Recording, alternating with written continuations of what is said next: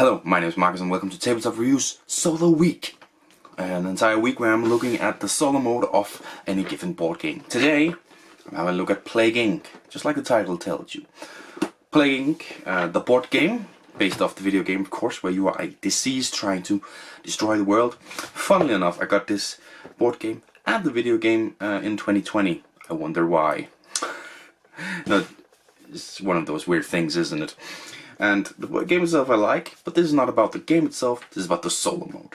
So the solo mode is you as the player playing completely normally, all your things, we do things normally.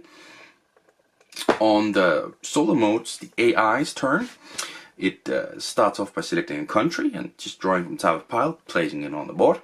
Then it draws up a trait card and auto-evolves it on like a little plate. And then it goes through from top left, going down and then to the right and up. All the things that are, of course, the first turn you only have one card, but all the traits, right? And they do something different. Death and infectivity and deadliness and water, and they all do something differently, and just go through them. And when you've done that, it's your turn again. And then you simply play through until all the cards are. And there's two ways for this one to win. The AI can get stuck, which basically means it can't do anything. It can't place a card because there's no cards left. It can't infect more because there's no place for it to infect, or it can't kill or whatever because it can't do anything. Or the player is eliminated from the board completely, and there's no new country cards for the player to draw up and place. That's the ways this game mode can end. So what do I think of this one? I really dislike it. I talked about Meadow yesterday, about this thing is very lucky and this one is just as lucky. I started off a game which I played incorrectly, luckily for me, but it basically got these traits that cost 20, 19, 70, high cost traits, which you can't get anywhere near in the first 4 rounds. First after that you actually get to these expensive traits. But it just got them for free in the first round. Now I played it completely incorrectly and lost within 2 rounds, and I was like, wait, I'm doing something incorrectly, and I did. So I started over and tried again. I still lost incredibly bigly, with a huge margin, but I did manage to go through the entire game. Now I think what I did was I just ended the game and counted points, and I lost. But I think technically I won, because there was no, on the AI's turn, there was no country cards or anything. So technically, the AI got stuck and therefore I won. But I just, there was more than 100 points between us. The incredible gap, I feel like I lost. So, why don't I like it? I don't like the fact that you're ending it differently. I think you should end it the same way. When there's no country cards you have left, neither in the pile or on the board or anything. No, not only in the pile, of course. Count points. Whoever had the most points win. But I understand why they made the rule you get stuck. If the AI gets stuck, it loses. Because if the AI doesn't get stuck, it can't get stuck and it just loses like that, it's going to win. It's going to have the most amount on the board. It's going to probably have killed the most amount. Because it just kills. There's no worth rolling the dice or anything. It just kills. When hits a deadliness 1 trait, it infects a new country and then kills a fully controlled country. It does that.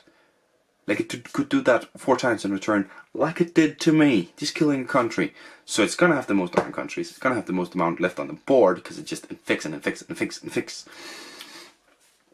So it's probably gonna get the bit larger cities. It's gonna get all the bonus points. And it's gonna have the most amount of points because it doesn't lose points for traits, and it gets 2 trait points per one on one that you kill. So if you have one with 2 on it, and it has 1 on 2 on it, and you kill that one. Well, let's do one like the 3, where you have 2 on it that had 1 on it. You both get 2 points. It's equal, although you controlled it and you killed it. The only thing that gives you an advantage is event cards, which might not give you an advantage. Now I played where, like, if I draw one up that's against another player, I discarded it and draw a new one because it's not quite fair. It doesn't say you should do that. It just says you should play with the event cards. So it's probably incorrectly done for me. But it's just so, like, beating you in the face. You're constantly behind. Your chances of evolving properly, like, it takes a little while to get a bunch of effectivity and stuff. And by the time you get that, Plague bot, the AI, probably is all over the world, and in its turn it's gonna shut down so many spots. There's such many times where I'm like, cool, I can go there, and now then I'm will be in Asia, not Asia, but in Africa, and then be in South America, cool. And then it takes up those spots through its rules, unless there's something I completely misunderstand in the rules. The AI is super overpowered, and it's just not fair at all. One rule could be you keep the 5 traits when you have 5, once you have 5 traits, but then you might have 5 20 cost traits, which has like 3 things and 2 effectivity and deadliness, and you'll completely get kicked in the balls.